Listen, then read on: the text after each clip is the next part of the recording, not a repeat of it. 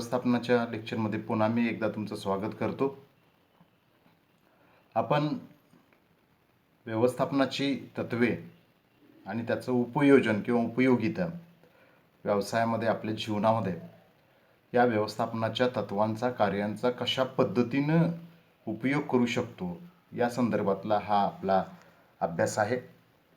मी तुम्हाला ॲडमिशन घेतल्यानंतर सुद्धा सांगितलेलं होतं की जे आपले 6 विषय आहेत या वर्षीचे, पुढच्या वर्षीचे, TYचे, हे विषय जे आहेत हे आपल्या जीवनाशी किंवा आपण भविष्यामध्ये जो काही उद्योग, व्यवसाय, नोकरी, व्यापार, धंदा करणार आहोत त्या दृष्टिकोनातून खूप उपयोगी आहेत. काही बेसिक माहिती किंवा मूलभूत स्वरूपाचं शिक्षण, थोडंफार प्रशिक्षण या विषयाच्या माध्यमातून आपल्याला होणार आहे.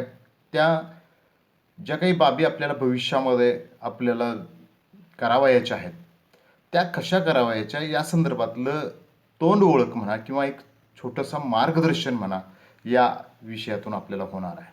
त्यामुळं BCom करणाऱ्यांचं आयुष्य हे आर्थिक, सामाजिक, मानसिकदृष्ट्या हे निश्चितपणे चांगलं, सक्षम राहतं असं आजपर्यंतचा आपला अनुभव आहे. तर आपण जी कार्य पाहतोय त्याच्यामध्ये नियोजन आहे, निर्णय आहे. आता आपल्याला ह्याच्यामध्ये निर्णय घेण्याची तंत्र लक्षात घ्यायची आहेत. उद्योग व्यवसायात अपेक्षित यश मिळवण्यासाठी योग्य वेळी अचूक निर्णय घेणे अत्यंत महत्त्वाचे असते. आपण पाहिले की काही गडबडीने चुकीचे आणि योग्य निर्णय घेण्यासाठी विलंब लावून चालत नाही, तर योग्य वेळेला आपल्याला योग्य निर्णय, अचूक निर्णय घ्यावे लागतात. आणि हे निर्णय घेण्यासाठी आपल्याला जो काही सराव करायचा असतो, जी काही तंत्र वापरायची असतात, तत्व वापरायचे, तर आपली मनस्थिती असेल, परिस्थिती जाणून घ्यायची असेल, ह्या सगळ्या बाबी महत्त्वाच्या असतात. अनेक निर्णय गुंतागुंतीचे पण महत्त्वाचे असतात. निर्णय चुकल्यास मोठे नुकसान होते व दीर्घकालीन परिणाम सुद्धा सहन करावे लागतात. आता तुमचा करिअरचा निर्णय चुकला तर संपूर्ण आयुष्य तुमचं बर्बाद होऊ शकतं. त्याचं दुःख आयुष्यभर, दीर्घकालीन आयुष्यभर 50 वर्ष पुढची तुमची दुःखदायकता होऊ शकतात. म्हणून व्यवस्थापकांना निर्णय घेत असताना निर्णय प्रक्रियेचा संख्यात्मक व त्यातील काही महत्त्वाच्या नमुन्याचा वापर करावा लागतो. अशी तंत्र व्यापक अनुभव व शास्त्रीय आधारावर आधार असल्यामुळे परिणामकारक निर्णय घेण्यास उपयुक्त ठरतात. ही तंत्र जी असतात ना, ही शास्त्रीय पायावरती आधारित असतात. त्याच्यामध्ये व्यापक अनुभव असतो आणि संख्यात्मक स्वरूपाचे असल्यामुळं त्याचा इफेक्ट जास्त होतो. निर्णय घेण्यासाठी काही संख्यात्मक तर काही गुणात्मक तंत्र आहे. आता ह्यातली आपण गुणात्मक तंत्र पाहूया. गुणात्मक तंत्रामध्ये निवाडा तंत्र आहे. हे आपण बघितले की आपल्या पुढे अनेक पर्याय असतात आणि त्यातला योग्य पर्याय आपण निवडतो, तो निवाडा तंत्र. म्हणजे आपल्या पुढे 2 मार्ग असतात पहा व्यवसायातला. ह्या 10-15 पर्याय, 4 पर्याय, 5 पर्याय सोडून द्या. त्याचं इंटरनल मूल्यमापन करून त्यातला सर्वोत्कृष्ट पर्याय निवडणं हा थोडासा आपण भाग बाजूला ठेवू व्यवसायाचा. पण आपल्या अनुषंगाने लक्षात घेतलं वैयक्तिक तरीसुद्धा हे करू का ते करू, हे करायचं असेल तर हे अडचण आहे, हे करायचं तर हे अडचण असेल, दोन्ही काही करायचं असेल तर अडचण असते. पण आपल्याला एक मार्ग स्वीकारावा लागतो, एक मार्ग निवडावा लागतो. बघा, निर्णय ही पूर्णपणे बौद्धिक, मानसिक प्रक्रिया आहे. जरी आपण वस्तू, सेवा, व्यक्ती, ठिकाण, परिस्थिती, पर्याय सगळ्या कोणत्याही बाबतीमध्ये तुम्ही निर्णय जरी घेत असला तरी सिलेक्शन, निवाडा हा त्या ठिकाणी महत्त्वाचा आहे. मग हे निवाडा तंत्र तुम्ही निवडू शकता की बाबा मी जो ऑप्शन निवडतोय तो बेस्ट ऑप्शन आहे. लक्षात येते का? बघा, आपण क्रिकेटची मॅच पाहत असतो, IPL सारखा विषय असतो आणि तो बॉलर बरोबर बॉल टाकत असतो आणि जसा बॉल टाकतो तशा त्या ठिकाणी कोठे मारता येते, समजा समोर मारता येते तर समोर फिल्डिंग लावलेली असते. मग त्याला भेदून आपल्याला बाउंड्री मारणं शक्य होत नाही. मग तो काय करतो, मागच्या बाजूला जागा मोकळी असते म्हणून तो रिव्हर्स चीप किंवा उलटं किंवा तिरकी बॅट लावून असं काहीतरी मारायचा प्रयत्न करतो आणि त्या प्रयत्नात तो आउट होतो. मग इथं बघा, त्याचा शॉट जो आहे तो सिलेक्शन चुकलं असं आपण म्हणतो. अरे अरे असं खेळायला नाही पाहिजे होतं, पुढं मार, 2 धावा निघू देत पण पुढं मारून करायला पाहिजे. आता एका ओव्हरला एक बाउंड्री बसले, आता काही आवश्यकता नाही, 8चं रन रेट आहे, 6 बॉल असतात, पहिल्या बॉलला बाउंड्री बसली आहे, 5 बॉल आहे, 5 बॉलमध्ये 4 धावा जरी निघाल्या तर पुरेसा आहे. एक काढ, 2 काढ, ओव्हरचा एक एक ओव्हरचं टार्गेट पूर्ण करू. म्हणजे तिथं मग शॉर्ट सिलेक्शन संपलं आणि तो आऊटच झाला आणि तो मेन खेळाडू होता, आऊट झाला. त्यामुळं आता टीम पराभवाच्या छायेत गेली. म्हणजे का तर शॉर्ट सिलेक्शन चुकलं. म्हणून हे सिलेक्शन, हा निवाडा जो असतो तो खूप महत्त्वाचा असतो. निवाडा म्हणजे दोघांची भांडणं लागलेत आणि त्याच्यातला असा निवाडा नव्हे, नमुना पद्धती. आपण काही सॅम्पल्स घेत असतो पा. त्याच क्रिकेटच्या मॅचमध्ये एखादा बॉल टाकला जातो ट्रायल म्हणून, किंवा खेळाडू त्या मुख्य खेळापट्टीच्या बाजूला ज्या खेळपट्ट्या असतात त्याच्यावर इथं या परिसरामध्ये हवा किती आहे, हवेची डेन्सिटी किती आहे, किंवा त्याची वाऱ्याची दिशा कोणती आहे, कसा बॉल टाकल्यानंतर कसा टर्न होऊ शकतो, कितपत टर्न होऊ शकतो, कितपत बाउन्स होऊ शकतो वगैरे, ह्याचं ट्रायल घेतली जाते. बघा तुम्हाला सुद्धा काही वस्तू असतात किंवा एखादा आपण खाद्यपदार्थ खरेदीला जातो त्यावेळेला आपल्याला सॅम्पल दिलं जातं, नमुना दिला जातो. तुम्ही वही खरेदी केला तर तुम्हाला कागद दाखवला जातो की याच्यावर लिहून बघा, तुम्ही पेन विकायचा आहे, पेननं कसं लिहिताय ते बघा.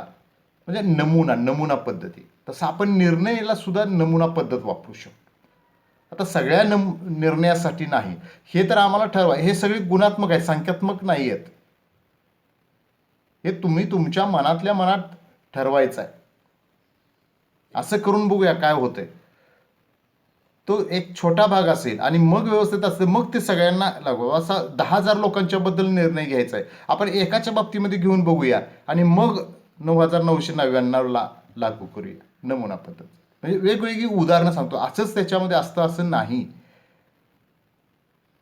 वर्तन तंत्र आपल्याला गुणात्मक तंत्रामध्ये ज्याच्यासाठी निर्णय घेतोय त्याच्या वर्तनाचा विचार करावा लागतो. जो निर्णय घेत असतो त्याचं वर्तन महत्त्वाचं असतं. पॉझिटिव्ह निगेटिव्ह भाग असतो, विरोध होण्याची शक्यता असते. म्हणजे त्याचं वर्तन लक्षात घ्यायला, बाबा आपण हा निर्णय घेतल्यानंतर पुढच्याचं वर्तन काय होईल. वैयक्तिक जीवनामध्ये तर हा खूप महत्त्वाचा भाग आहे. संख्यात्मक कसं आहे, थोडंसं प्लस मायनस होईल, 10-20 होईल, 19-20 होईल, पण या गुणात्मक तंत्रामध्ये कसं आहे की हे मेजॉरिटी तुमच्या मेरिटवर, तुमच्या क्वालिटीवरती, तुमच्या मानसिकतेवरती, परिस्थितीवरती ह्या सगळ्या गोष्टी अवलंबून असतात. ह्युरिस्टिक तंत्र हे काय आहे, नमुना पद्धत आणि वर्तन पद्धतीचं कॉम्बिनेशन आहे. ह्युरिस्टिक तंत्र ह्याचं कॉम्बिनेशन करून निर्णय घेतले जात असतात, ते ह्युरिस्टिक तंत्र आहे. व्यवस्थापन तत्वाचे तंत्र, व्यवस्थापनाची तत्व कोणती आहेत, आदेशातील एकता आहे, निर्देशातील एकता आहे, एकी हेच बळ आहे. हे जी तंत्र आहेत, विशेषीकरणाचं तत्व आहे, अधिकार जबाबदारीचं तत्व आहे, शिस्तीचं तत्व आहे, क्रमाचं तत्व आहे, व्यवस्थेचं तत्व आहे. ह्या जी हेनरी पेवॉलची 14 तत्व सांगितलं, त्या तत्वांचा वापर करून तुम्ही निर्णय घ्या. आदेशातील एकतेचा भंग करू नका, निर्देशातील एकतेचा भंग करू नका. व्यक्तीपेक्षा संस्था श्रेष्ठ असते, हे 6 नंबरचं तत्व आहे, आपण पाहतोय. म्हणजे ह्या तत्वांचा वापर करून आपण निर्णय घेणं अपेक्षित असतं. हे फक्त व्यवसायासाठी नाही आहे विद्यार्थी मित्रांनो, हे आपल्या वैयक्तिक जीवनासाठी सुद्धा महत्त्वाचं आहे. मी नेहमी हा ताळमेळ साधण्याचा प्रयत्न करतो की व्यवसायाच्या बाबतीमध्ये हे असतंच, पण मी वैयक्तिक तुमच्या बाबतीमध्ये जर सांगतो की जो परीक्षेमध्ये भाग नसतो, पण तुमच्या पुढच्या व्यावहारिक जीवनामध्ये, पुढच्या फ्युचर तुमच्या लाईफमध्ये त्याचे खूप मोठे परिणाम होणार असतात. आज आम्ही ते सांगतोय ना तुम्हाला, आज त्याचं महत्त्व वाटत नाही, पण आमचे ज्यावेळेला माझी विद्यार्थी भेटतात त्यावेळेला सांगतात, तुम्ही ज्या वेळेला हे सांगितलं त्यावेळेस खूप सर हे बरोबर होतं, आज त्याचा आम्हाला प्रत्यय येतो. म्हणजे आपण एखादी गोष्ट सांगतो आणि आपण ती जेवढी जास्त पुराण करतो आणि नंतर नंतर आम्ही वापरायचा प्रयत्न करतो, जेवढं तुम्ही त्याच्यात लेट वापरायला सुरुवात करा तेवढे तुमचे बेनिफिट ते पुढे तेवढ्या दिवसांनी पुढे जातात. त्याच्यापासून जे आउटपुट मिळायला पाहिजे ते आउटपुट तेवढं पुढे जातं, किंवा तोपर्यंत तुम्हाला नुकसानही देखील सहन करावं लागतं. तर ही गुण आणि भरपूर तंत्र आहेत, ह्यातली काही ठराविक तंत्रच आपण या ठिकाणी लक्षात घेतोय. त्यानंतर ही संख्यात्मक तंत्र आहेत. संख्यात्मक तंत्र भरपूर आहे. आर्थिक वित्तीय तंत्र. तर आर्थिक वापरले तर आर्थिकला आपण इंग्लिशमध्ये इकॉनॉमिक म्हणतो, वित्तीयला फायनान्शियल म्हणतो. आपण या सगळ्याला शेवटी पैशाशीच जोडतो. म्हणजे याच्यामध्ये कसं आहे की जेव्हा प्रत्येक गोष्ट ही आता आपण जर कोणताही निर्णय म्हटला तर तो शेवटी पैशाशी संबंधित असतोच. वरवर ते आपल्याला वाटतं की बाबा ह्याचा पैशाशी काही संबंध नाही, पण तो डायरेक्ट इनडायरेक्ट कुठंतरी त्याचा संबंध येतोच. त्यामुळे कोणताही निर्णय घेत असताना आर्थिक क्षमतेवरती काय प्रभाव पडणार आहे, त्याच्यावरती किती कमी जास्त होणार आहे, याच्यामुळे माझा 10,000 नुकसान होणार आहे किंवा याच्यामुळे माझं 20,000 फायदा होणार आहे किंवा याच्यामुळे माझं काही नुकसान होणार आहे ते थांबणार आहे, हे जे काही आहे हे सगळं वित्तीय आर्थिक बाबतीमध्ये असतं. दोन, सांख्यिकीय तंत्र. संख्यात्मक तंत्र वेगळं, सांख्यिकीय तंत्र. सांख्यिकीय मीन्स स्टॅटिस्टिकल. आणि स्टॅटिस्टिक्स म्हटलं की त्याच्यामध्ये प्रोबॅबिलिटी खूप महत्वाची असते. आपल्याला तो पुढं मुद्दाही आहे. मग स्टॅटिस्टिक्समधले काही आहेत हे लिनियर प्रोग्रॅमिंग आहे, रेषाकृती कार्यक्रम. आता हे समजावून सांगणं खूप महत्त्वाचं, कारण हा स्टॅटिस्टिक्सचा भाग आहे. कारण हे एक स्टॅटिस्टिकल तंत्र आहे, त्या तंत्राच्या आधारित तुम्ही निर्णय घेऊ शकता, एवढंच तुम्ही याच्यामध्ये लक्षात घ्यायचं. What is meant by linear programming हे समजावून सांगणं खूप आत्ता एवढ्या कमी वेळामध्ये खूप अवघड आहे. संभाव्यतेचा सिद्धांत, संभाव्यता. आता हे थोडंसं मी तुम्हाला 1 मिनिटामध्ये समजावून सांगतो. हे संभाव्यता सिद्धांत म्हणजे प्रोबॅबिलिटी. बघा, आपण ज्यावेळेला टॉस करतो त्यावेळेला आयदर हेड आयदर टेल येतं, म्हणजे छापा किंवा काटा येतो. हे कधी एक वेळा टॉस केल्यानंतर. एक वेळा टॉस केल्यानंतर शक्यता काय आहे, छापा येईल किंवा काटा येईल. एकच आपण केलेला आहे. आता 2 वेळा केल्यानंतर काय होऊ शकतं, शक्यता वाढतात, संभाव्यता वाढते. काय होऊ शकतं इथं, 2 वेळा केल्यानंतर दोन्ही वेळा छापा येऊ शकतो किंवा दोन्ही वेळा काटा येऊ शकतो. 2 शक्यता आल्या. तिसरी शक्यता खाली, 1 वेळा छापा येऊ शकतो, 1 वेळा काटा येऊ शकतो. ही तिसरी शक्यता झाली. चौथी निर्माण झाली का बघा, नाही झाली. कशी झाली, मी इथं म्हणलं तिसऱ्यांदा पहिल्यांदा छापा आला, दुसऱ्यांदा काटा आला. इथं पहिल्यांदा काटा, दुसऱ्यांदा छापा येऊ शकतो. तुम्हाला वाटलं असेल 3 शक्यता निर्माण झाल्या, नाही, चौथी शक्यता पण लक्षात घेतली पाहिजे, कारण त्याचा सिक्वेन्स पण महत्वाचा असतो. सिक्वेन्स पण नंबर महत्वाचा असतो. 10 लोक आहेत, तुमचा 10वा नंबर आला तर तुम्ही काय बघता, 9कडे बघता. का 9कडे बघता, कारण मी 1 नंबरला का नाही, त्याच्यासाठी बघा. अहो मी 10त आहे, हे पुरेसं नाही का, पुरेसं आहे. बघा, साधा आणखी उदाहरण सांग. ज्यावेळेला आपण बसनं प्रवास करत असतो, गर्दी असते, त्यावेळेला आपला पहिला काय विचार असतो की मला बसमध्ये आता एंट्री मिळू दे. आता बसमध्ये एंट्री मिळाल्यानंतर कसं वाटतं आपल्याला की अरे खूपच गर्दी आहे, मला जरा 2 पाय व्यवस्थित ठेवायला मिळू देत. 2 पाय व्यवस्थित ठेवायला मिळाला की आपला पुढचा विचार काय होतो, अरे आपण ज्या सीट जवळ उभा राहतोय तो आपल्या पुढच्या स्टॉपला उतरणार आहे का, जरा आपण कान अंदाज देतो. काय वेळेला विचारतो, लेडीज असते तर लगेच विचारतात, जेंट्स जरा थोडंसं कान ठेवून टाव करून असतो. मग उतारणार असलं तर आपण त्याच्या बरोबर लगेच प्लॅनिंग स्ट्रॅटर्जी लावून ठेवतो, व्यूहरचना करून ठेवतो की शेजारचं कोण बसू नये, आपल्याला पटकन बसायला मिळावं. पण पहिलं काय झालं की बसमध्ये मला एंट्री मिळते का, 2 पाय व्यवस्थित ठेवायला येतात का, परत काय अपेक्षा वाढली आमची, बसायला मिळते का, परत बसायला मिळाला बाजूला तर मग खिडकीकडेला बसायला मिळतंय का, बरोबर आहे का. हे आता हे मागच्या बेंचवर मागच्या बाकावर बसायला मिळालं, ते बरोबर मध्ये बसायला मिळालं का, म्हणजे दोन्ही चाकावू नको. बघा किती बदल होत गेला. आणि पहिल्यांदा काय विचार केला होता, फक्त बसमध्ये प्रवास मला. म्हणजे ज्या संभाव्यता असतात ना, त्या संभाव्यता आपल्याला लक्षात घेता आल्या पाहिजे. आता हे 2 वेळा टॉस केल्यानंतर मी 10 वेळा टॉस केल्यानंतर काय होऊ शकते, 10,000 वेळा टॉस केल्यानंतर काय होऊ शकते, तर स्टॅटिस्टिक्स मधल्या सूत्रामध्ये मांडून तुम्हाला 10,000 वेळा टॉस केल्यानंतर काय येऊ शकतं हे तुम्ही मांडू शकता. संभाव्यता सिद्धांत, प्रोबॅबिलिटी. प्रतीक्षा पद्धती, वेटिंग मेथड, हे तुम्हाला माहिती आहे, कळतं लगेच. आपण पेट्रोल पंपावरती पेट्रोल भरायला गेलो, किती लाईन आहे, बँकेत पैसे काढायला गेलो, कॅशियरच्या पुढे किती लाईन आहे. तुम्ही म्हणतात की एवढी गर्दी आहे, 2 कॅशियर निवडायला येत नाहीत का, एवढी गर्दी आहे, 2 आउटलेट पेट्रोलचे निर्माण करता येत नाहीत का, एवढी क्यू लागली. पण विद्यार्थी मित्रांनो, इथं काय बघितलं जातं, तर इथं पीक टाईम बघितलं जातं, किंवा सकाळी 8 ते 10 वाजेपर्यंत जास्त गर्दी असते. रस्त्यावर सुद्धा बघा याच वेळेत जास्त गर्दी असते. ऑफिस चालू होत असतात, शाळा वगैरे वगैरे. 7 ते 11 मग पुन्हा काय संध्याकाळी 5 ते 8 हा पीक टाईम. या पीक टाईममध्येच गर्दी पेट्रोल पंपावर असते.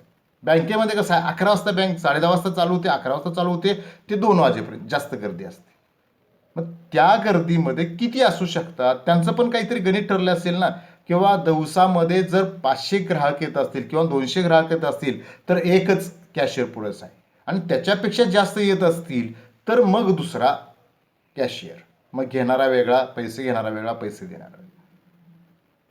अन्यथा तुम्ही गेलाय त्यावेळेला गर्दी होती आणि परत 1 तास आपण गेलं तर दोघंही मोकळे निवांत बसलेत. मग हे बँकेला परवडणार आहे का? नाही. आज कोणती बँक असेल, व्यवसाय असेल, धंदा असेल, हे काय बघतात की प्रत्येक व्यक्तीमागं आमचा किती व्यवसाय होतो. एवढंच बघितलं नाही, प्रत्येक व्यक्तीमागं, कर्मचाऱ्यामागं किती नफा मिळतो हे बघितलं जातं. मग वेटिंग टाईम त्याचं एक सिद्धांत आहे, मेथड आहे, लक्षात घ्या. तो सिद्धांत आहे. तर हे वेटिंग लाईन थिअरी आहे, वेटिंग पिरियड थिअरी आहे, ती या ठिकाणी लक्षात घेतली जाते आणि त्याच्या आधारे हे निर्णय घेतले जात असतात. तुम्हाला गर्दीला फेस करावं लागतंय. अरे तेवढ्या अर्ध्या तासात तेवढी गर्दी असते. तुला जर वाटत असेल तर तो अर्धा तास सोडून तू जा ना. लक्षात येते का बघा. तुम्हाला शक्य असेल तर तो अर्धा तास सोडून तुम्ही तेव्हा तो तास सोडून जावा ना. त्यानंतर सिम्युलेशन, हे सुद्धा त्याच प्रकारचं एक संख्यात्मक तंत्र आहे की या आता ह्यातल्या काही गोष्टी आहेत, ह्या समजावून सांगायला खूप वेळ ह्याच्यामध्ये असू शकतो, लागू शकतो. त्यामुळे आपण फक्त हे तंत्र आहेत आणि ह्या तंत्राचा आपण डिटेलमध्ये अभ्यास करून आपण निर्णय घेतले गेले पाहिजे. निर्णय वृक्ष कसं आहे हे तुम्हाला पटकन समजू शकतं. झाड, निर्णय वृक्ष म्हणजे निर्णय शब्द बाजूला ठेवा, वृक्ष झाड कसं असतं, मुख्य बुंदा असतो त्याचा आणि त्याला फांद्या फुटलेल्या असतात, बरोबर आहे. तसं निर्णयामध्ये सुद्धा कसं असतं, एक मेन निर्णय असतो आणि त्याच्यातनं असंख्य निर्णय आधारित असतात त्याच्यावरती. एक मुख्य निर्णय तुम्ही व्यवस्थित घेतला की पुढचे त्याचे निर्णय सगळे योग्य ठरणार. एकच मुख्य निर्णय की त्याच्यातून असंख्य उपनिर्णय तयार होणार आहेत, तो जर चुकला तर पुढचं सगळं चुकलं. बघा, झाड शेंड्याखंड वाढायला सुरुवात होतं, पण जोपर्यंत मुळापासून ते उघडून पडत नाही, मुळ्या वाळत नाही, तोपर्यंत ते झाड पडत नाही. लक्षात घ्या. पावसामध्ये सोसायटीचं वारे असेल बघा, वरती किती उंच झाड असेल ते वाकेल, पण पडेल कधी, जर मुळातून उकडून निघालं तर. म्हणून पहिला तुमचा मूळ जो भाग आहे, वृक्ष आहे, त्याचा बुंदा आहे, त्याचा पाया आहे, तो जर परफेक्ट असेल तर वृक्ष परफेक्ट. तसं तुमचा निर्णयाचा बेस, बुंदा त्याचा परफेक्ट असेल तर बाकीचे त्याच्या आधारे असंख्य जे निर्णय, 10,000 निर्णय घ्यायला लागू देत, बरोबर राहणार. कारण त्याचा मुख्य तुमचा निर्णय हा योग्य आहे. म्हणजे तुम्ही कॉमर्सला ॲडमिशन घेतलं किंवा सायन्सला ॲडमिशन घेतलं, आता कॉमर्समधून तुम्हाला भरपूर अपॉर्च्युनिटी आहेत, सायन्सला घेतलं सायन्समधून तुम्हाला भरपूर अपॉर्च्युनिटी आहेत. आता मी कॉमर्सला आलोय, हा माझा निर्णय परफेक्ट झालाय, आता याच्यातून मला जे पुढचे निर्णय घ्यायचे आहेत त्या अनुषंगाने ते. पण जर मला दुर्दैवानं आणि जबरदस्तीने कॉमर्सला गाठला असेल तर पुढचे निर्णय माझ्या दृष्टीनं दुःखदायक, क्लेशदायक असणार. समविच्छेदन बिंदू हा शब्द जरी अवघड असेल तर साध्या शब्दामध्ये तुम्हाला हे माहिती आहे, नो प्रॉफिट नो लॉस, ना नफा ना तोटा बिंदू, याला ब्रेक इव्हन पॉईंट असं म्हणतात. बघा, कोणताही व्यवसाय करत असताना किंवा एखादी व्यापारी ज्या वेळेला वस्तू विकायसाठी आणतो, त्यावेळेला 100 वस्तू जर आणत असेल, 10 वस्तू आणत असेल तर तो सगळा टोटली खर्च काढतो त्याचा. किंवा मला ही वस्तू कितीला पडली, त्याचं ट्रॅव्हलिंग किती, त्याचं बाकीचं भरणी उतरणी किती, हे सगळं ठरवतो तो. किंवा माझा 10 वस्तूला 1,000 रुपये खर्च झाला, म्हणजे पर वस्तू मला 100 रुपये मिळाले तरच माझं सगळे मी जे घातलेले पैसे आहेत ते बाहेर पडणार. म्हणजे मला नफा होणार नाही, तोटाही होणार नाही. आणि कधी 100 प्रमाणे माझ्या 10च्या 10 वस्तू विकल्या गेल्या पाहिजेत. पण 10च्या 10 वस्तू गेल्या नाहीत, 8 वस्तू गेल्या तर ह्याला 100 ठरवून चालणार नाही, ते 120 ठरवावं लागेल. अन्यथा 2 वस्तू जर पडून राहिल्या, म्हणजे हे पहिल्यांदाच ठरवावं लागतं की माझे 80%च, बघा आम्ही 100 मार्काच्या पेपरला बसतो पण 80 मार्क पडले तरी पेढे वाटतात. मग इथं त्यानं 10 वस्तू आणल्यात, 8 वस्तू विकल्यानंतर त्यानं पेढे वाटायचे का? किंवा त्याचं सगळे पैसे जे काही 1000 रुपये आहेत, 100 प्रमाणे 800 रुपये वसूल होणार, 200 रुपये तोट्यात गेला तो. 10च्या 10 वस्तू 100 रुपयाने विकल्या तरच त्याचे पैसे निघणार आहेत. आणि मग जर त्यानं 8 वस्तूच विकल्या जाणार अशी शक्यता धरली तर इथं 100 रुपये नाही, ते 120 रुपये 125 रुपये त्याला ठरवावे लागतील. 12×8 = 96, 960 रुपये त्याचे वसूल होते, 40 रुपये तो लॉसमध्येच राहील. आणि मग 9वी आणि 10वी वस्तू विकल्यानंतरच त्याला त्याच्यावरती 200 रुपये प्रॉफिट होईल, हे लक्षात घ्या. याच्यामध्ये ह्याचं सूत्र असतं की तुमचा स्थिर खर्च किती आहे, तुमचा बदलता का, स्थिर खर्च बदलत नाही, तो आपल्याला माहिती असतो. बदलता खर्च असतो आपल्याला माहीत नसतो. आता याच्यामध्ये आम्ही 100 रुपये पकडले, त्यानं सगळंही केलं, पण विक्री करत असताना काही वेळेला डिस्काउंट द्यावा लागतो, काही वेळेला खर्च करावा लागतो, काही वेळेला वस्तू पोच करावी लागते, त्याचाही खर्च धरावा लागतो. आणि तो आपण म्हणजे ठरवता येत नाही. 100 रुपये तुम्ही ठरवले कारण तो ॲक्च्युली झालेला होता, पण विकत असताना विक्री खर्च विकत असताना होणार आहे, त्याला काही वेळेला जाहिरात करावी लागेल, डिस्काउंट द्यावं लागेल, उधारी द्यावी लागेल वगैरे. हे सुद्धा सगळंच कॅल्क्युलेट त्याच्यामध्ये करावं लागतं. ब्रेक इव्हन पॉईंट, त्याला ब्रेक इव्हन अनालिसिस किंवा नो प्रॉफिट नो लॉस असं म्हटलं जातं. म्हणजे किती वस्तू आहेत आणि किती रुपयाला विकल्यानंतर मला फायदाही होणार नाही आणि तोटा होणार नाही, मी घातलेली सगळी रक्कम त्या ठिकाणी वसूल होईल. किती महत्त्वाचं आहे. आणि हे ब्रेक इव्हन पॉईंट आपल्या MIDC मधले सुद्धा आता जे काही छोटे छोटे इंडस्ट्रियलिस्ट आहेत किंवा व्यापारी आपल्या गावातले, हे सुद्धा ब्रेक इव्हन पॉईंट काढतात. अगदी रस्त्यावर विकणारा, वस्तू विकणारा किंवा मंगळवारच्या शनिवारच्या बाजारमध्ये विकणाऱ्या तो जो काही भाजीपाल्याचा विक्रेता असतो तो सुद्धा हा लक्षात घेतो. फक्त तो काही कागदावर कॅल्क्युलेट करत नाही, त्याच्या डोक्यात ते गणित असतं आणि ते प्रॅक्टिसनं परफेक्ट झालेलं असतं. तुम्ही जर फार पाडून लावा तर तो काय म्हणतो, मी 70 रुपयाने घेतलंय आणि तुम्हाला मी 60 कसं देऊ? का म्हणू शकतो तो 70 घेतलंय? आपण समजू तो खोटं बोलत असेल, त्यानं 60 घेतलंय आणि आपण नेमकं त्याच्या मार्मावर बोट ठेवलं आणि 60 मागितलं तर तो एकदम उसळतो. का? तर त्या तुम्ही म्हणताय मागताय त्या दराने विकलं तर त्याला लॉस होणार असतो आणि तो लॉस होऊन विकेल का? नाही विकेल. त्यानंतर याच्यामध्ये काही आधुनिक तंत्र आहे. PERT आहे, programme evaluation review technique, PERT, PERT, PERT कॅपिटलमध्ये लिहायचं, PERT, PERT.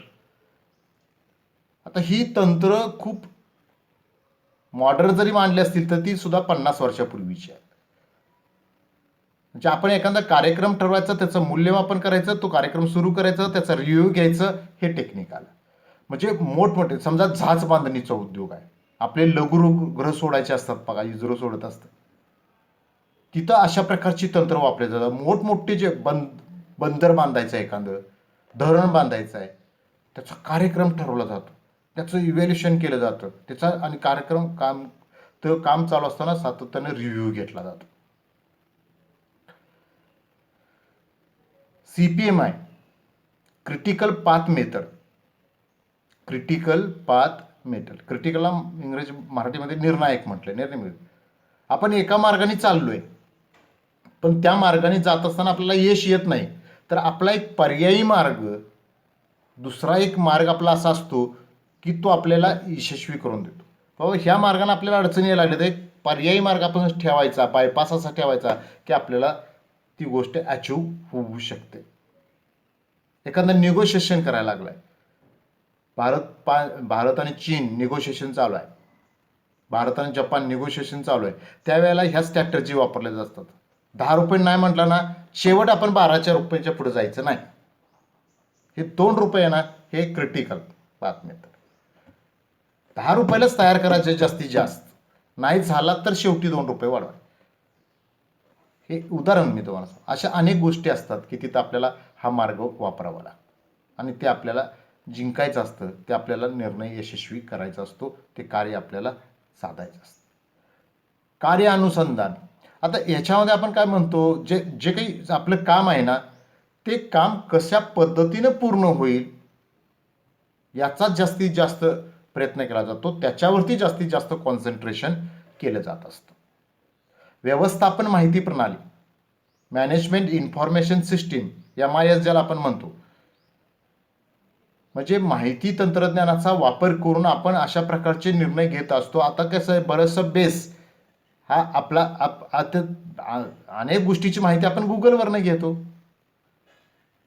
अनेक गोष्टी आपण मायक्रोसॉफ्टच्या एक्सेल शीट, पॉवर पॉईंट किंवा वर्कशीटवर करतो, वर्कशीटवरती करतो. आणि शेवटी निर्णायक सहाय्यक प्रणाली, डिसिजन सपोर्ट सिस्टीम, हे व्यवसायामध्ये खूप महत्त्वाचं असतं.